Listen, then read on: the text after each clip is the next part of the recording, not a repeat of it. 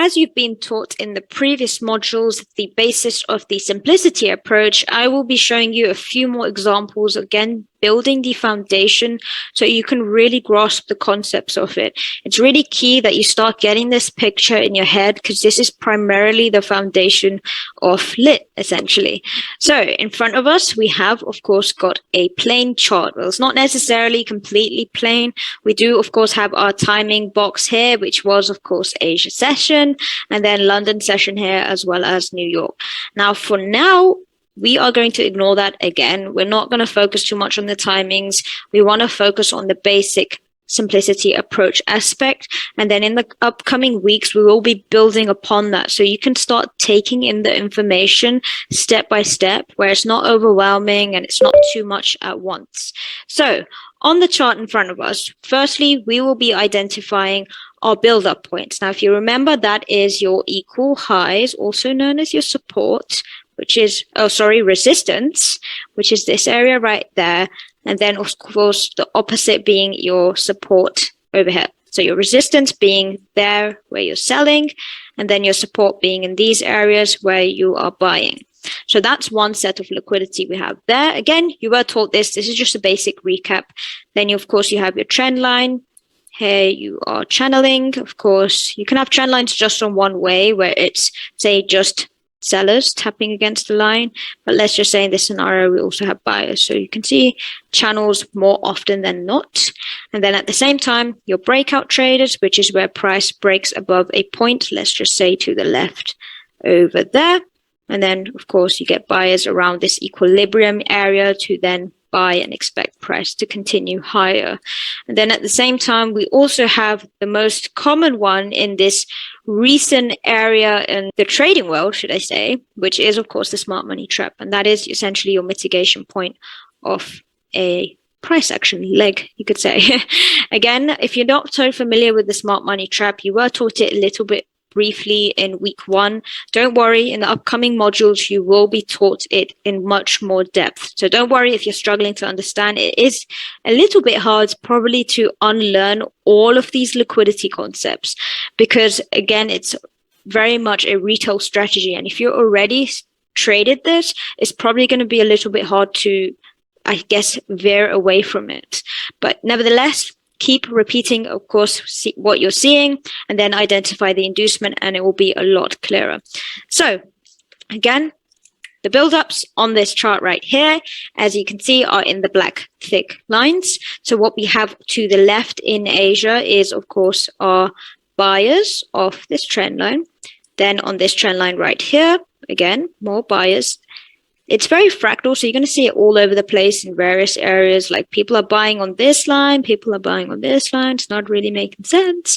Then, of course, we have our trend line, which is the channels over here. As you can see, sellers. Then we have buyers all around this area.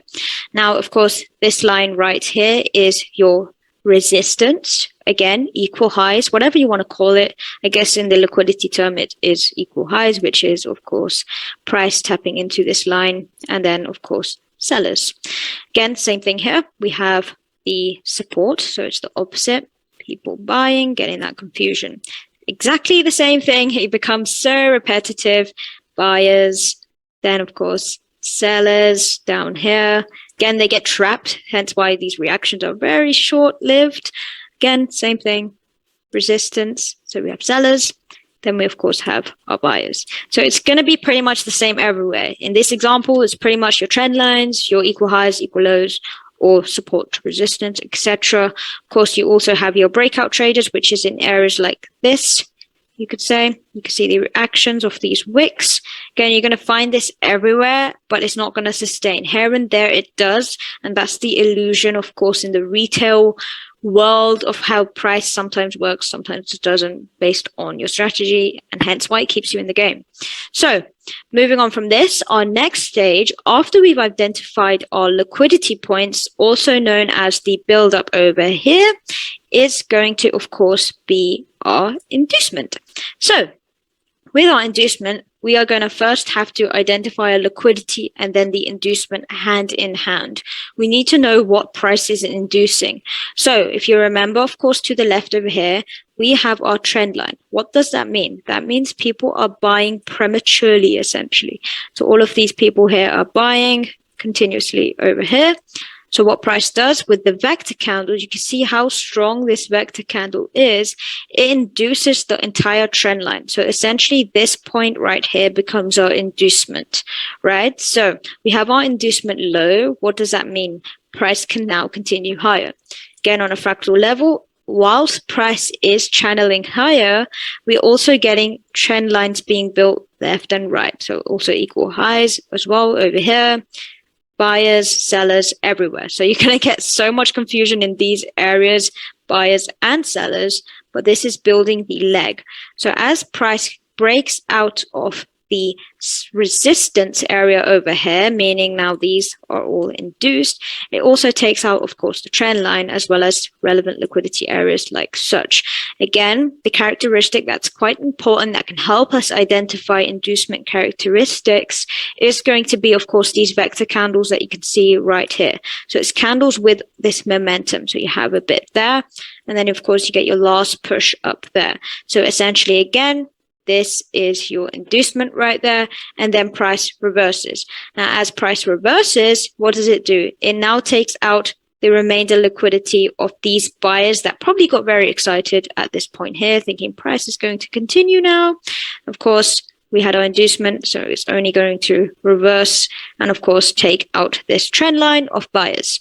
Again, same process. Now we have our buyers over here prematurely, and then of course we have our inducement low. So essentially this support leg doesn't sustain very long, and then of course our inducement low then means price continues higher. It takes out all of these points of structure to the left as they are now irrelevant because we've had a complete cycle of liquidity being induced.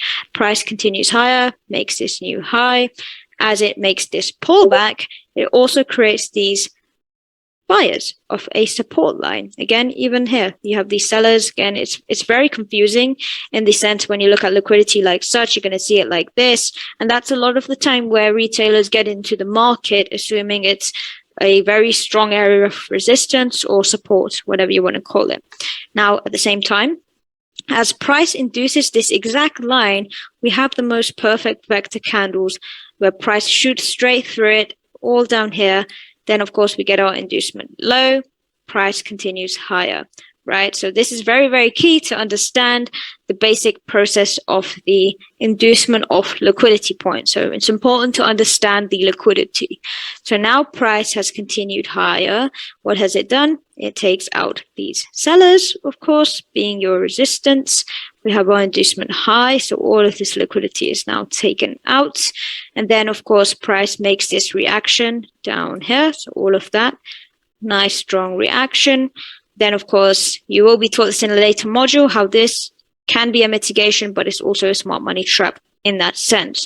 It can be tradable. That's very important to understand. A smart money trap can be tradable, but it's really, really key to understand the targets, and they're usually very short-lived. So it's a very strong target, you could say. So once price reacts from this zone, of course, we get this liquidity buildup being here. Of course, it's a horrible drawing. Let's do that again.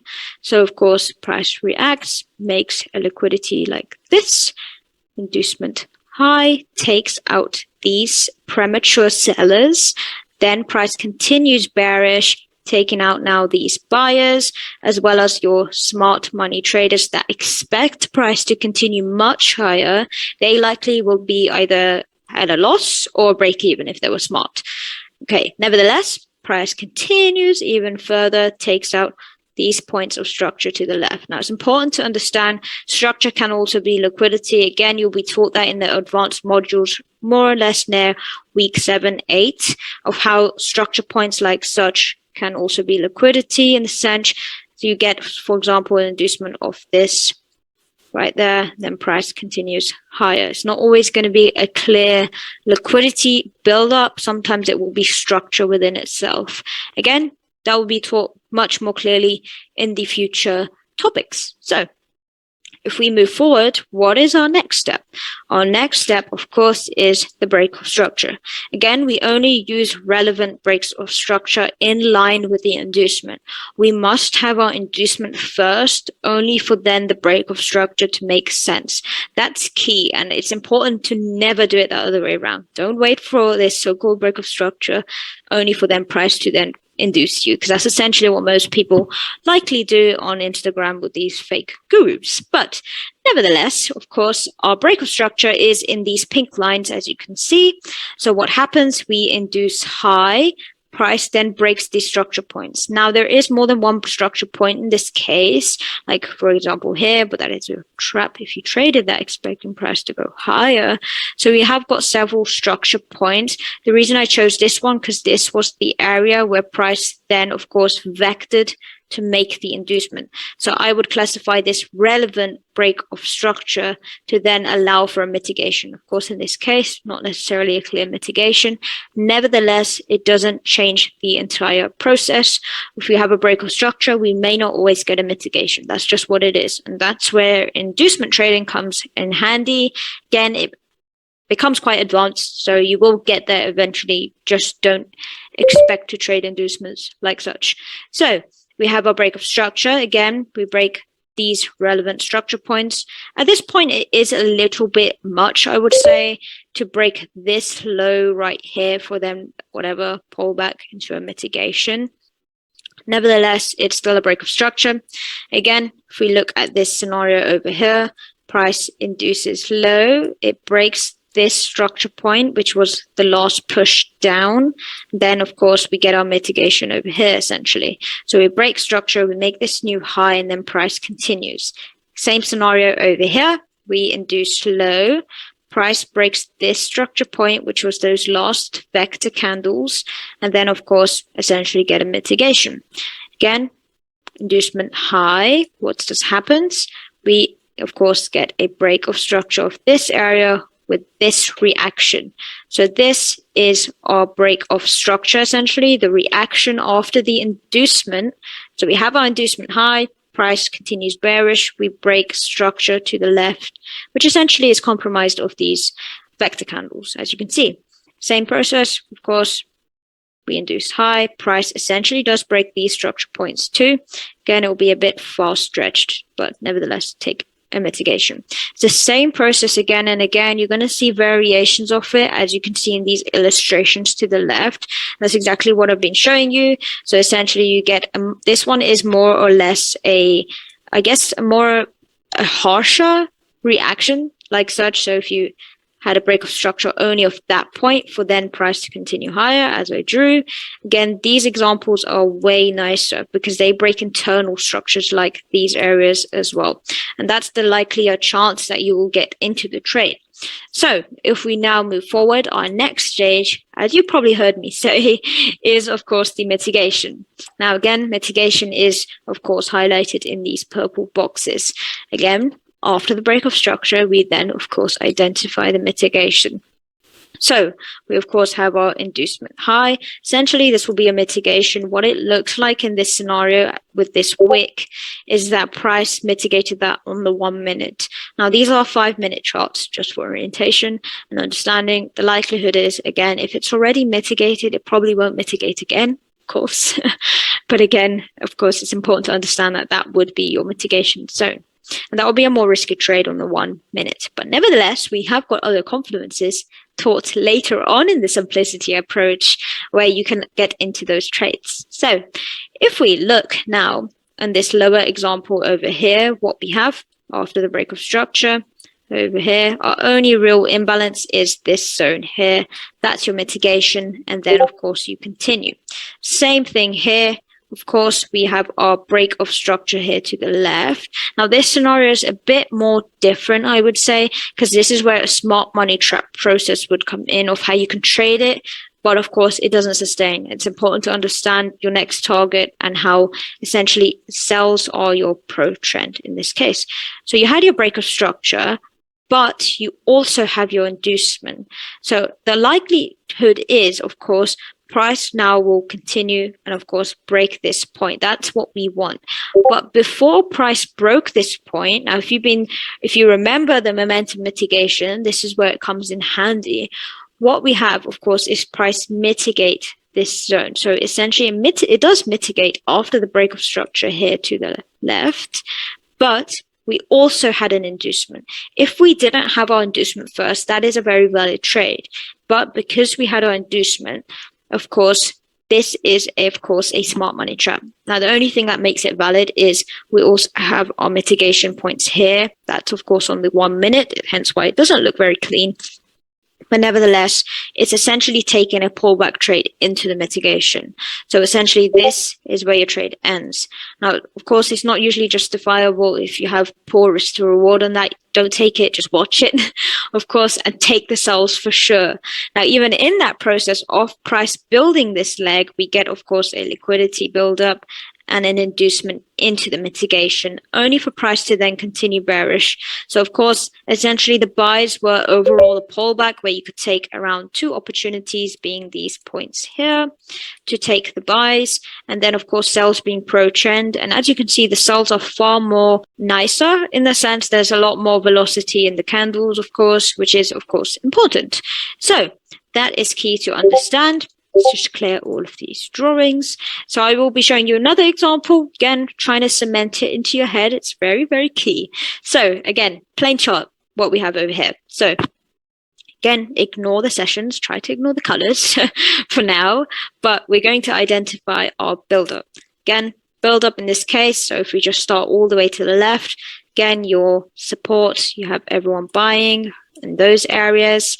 Again, if we look here now, we have, of course, sellers off this trend line. You can see it tapped around 4 times, as you can see. So it's a very strong trend line. Then, of course, buyers. Again, another trend line over here, as well as there. Again, your support. Sometimes it looks extremely crazy. It's very obvious that that will be taken out. So again, sellers off this trend line. So it taps up. People are trying to sell, and again, equal highs over here where we get this reaction, right? So again, same thing, fractal lows, fractal areas of liquidity. I mean, it's pretty obvious to see this at this point, the equal lows, equal highs, and it's literally everywhere. This couldn't be more obvious right here, all of these equal lows, and how you can literally stack entries to take those sells. But nevertheless, we've marked up our liquidity points. Now it's important that we understand inducements. So liquidity has been marked. Now we have our inducement. Again, purple arrows is our inducement. So what does price do? Perfect vector candles over here. Takes out this liquidity. These sellers are now, of course, sad. Again, of course, we continue higher. We essentially make an overall bigger channel over here with buyers in this area and then sellers in this area. So essentially the buyers are pretty happy. Sellers, probably not. Of course, your support is also probably happy as price now skyrockets down there. Well, they consider it skyrockets, but of course it doesn't. Your sellers here are also sad of this trend line right here. So that's already cancelled. Now, technically your trend line, you can extend it literally forever, but it doesn't even reach or anything. So that's, of course, yeah, not valid. Marked up my cross.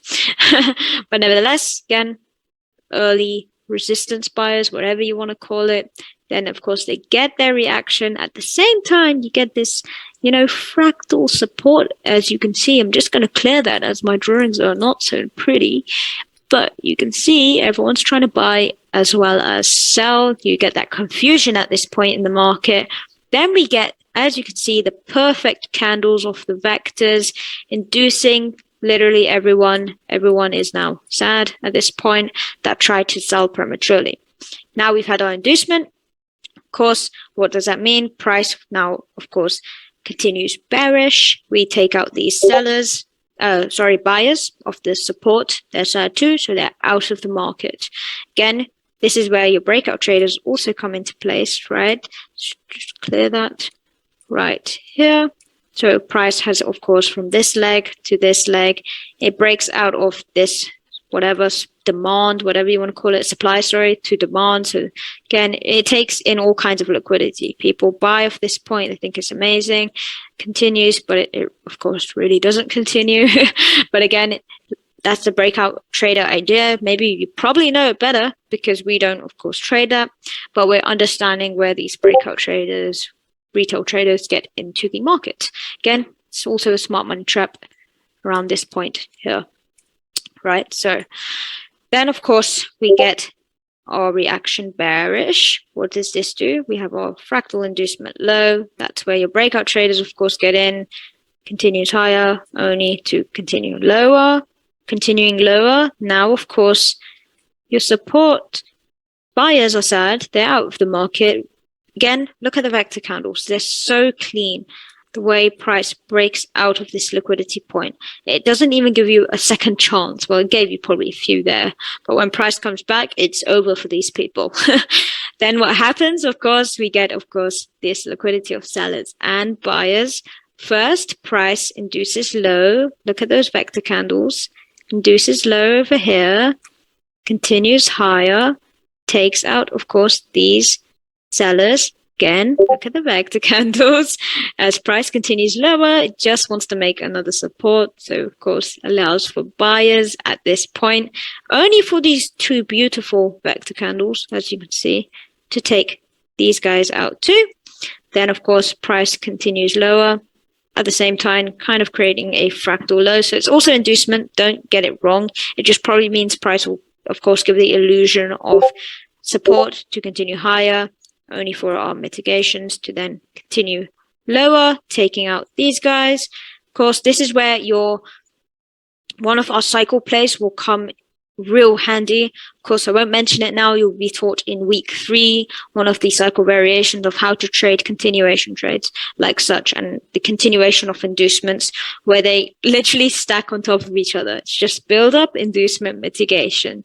Now, of course, continuing again, you get your perfect lows, perfect vector candles, inducement low, right? So if you just take a moment to take that in, it's pretty clean. Now, of course, that alone is like, wow. So, of course, we're going to stack on top of that with the breaks of structure. So, again, your breaks of structure. Of course, to the left, we're not, again, so keen on Asia session, but it happens everywhere.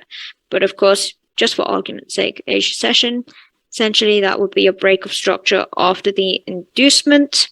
Your vector candles, of course, price breaks above, whatever, doesn't really mitigate, but nevertheless, it should. Hence why Asia sessions not really are key, of course, at all. It's more for an orientation.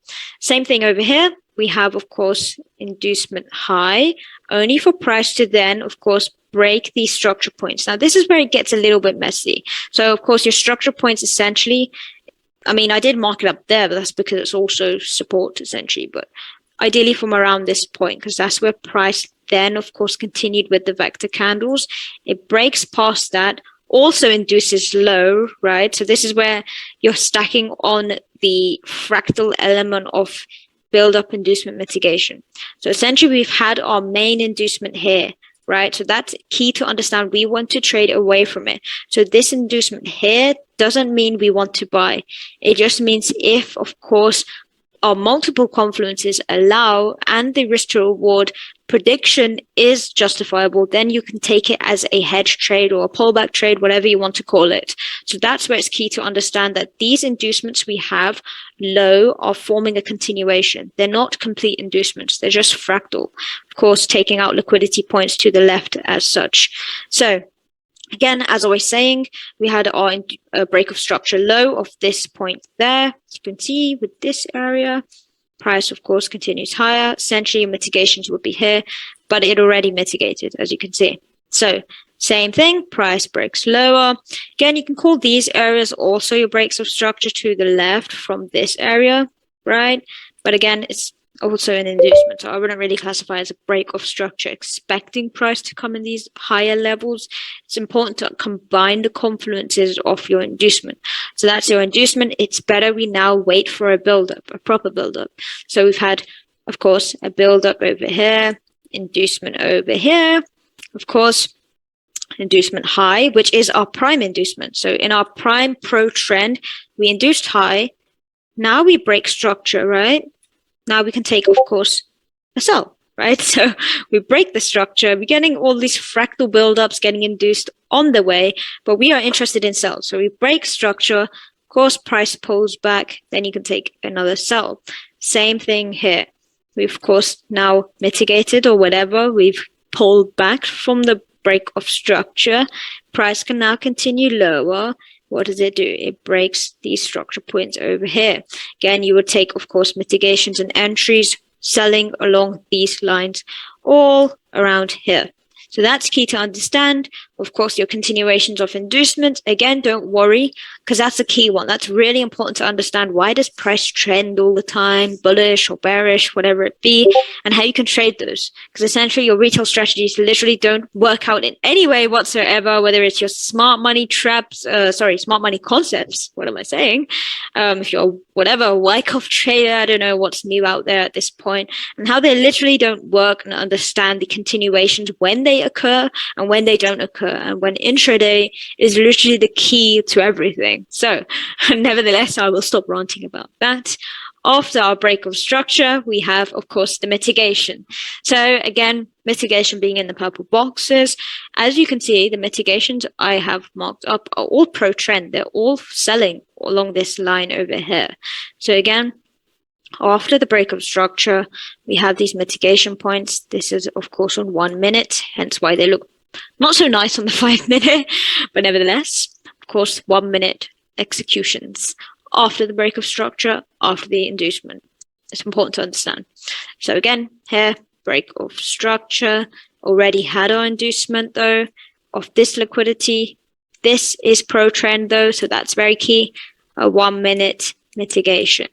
Same thing, breaks structure now, of course, comes back to mitigate this area here. You can see that's clear on the 5M. Again, we have more confluences that confirm why this was a really nice trade to take like such, and how you don't need to over refine it, right? So then, of course, we get our continuation, and on the way, we get multiple consecutive mitigations. Now, these consecutive mitigations are, of course, confirmed not just by a random mitigation because we feel like it. Same thing here. It breaks structure from this point. Price now pulls back only to mitigate, right? Again, it's the same story again and again. And that alone is 6 trades of selling, right? 6 trades. That's pretty crazy. Again, we have our sessions. We have a few more confluences. Again, be patient. Week 3 will be the one for that. Of course, building on top of the simplicity approach. But it's really key to understand how you can literally take these cells just by understanding the build-up, inducement, mitigation, as well as your targets as well. Again, it's pretty clear to see, right? So I would highly recommend you, of course, re-watch the simplicity approach if you already find it, wow, that's a lot. Whether if you find it amazing, whatever you want to call it, I mean, you should find it pretty freaking amazing. But either way, of course, practice this and learn to see it. Just these 3 stages. You don't always need a break of structure. That's also important to understand. It is an additional confluence, however, if you like break of structures. Now, it's key only when it's relevant, after an inducement. I would highly recommend writing that down. But yeah, nevertheless, I hope you enjoyed my examples of the simplicity approach and how, of course, easy it is when you just work in steps. Anyways, enjoy the simplicity approach and I will catch you up later.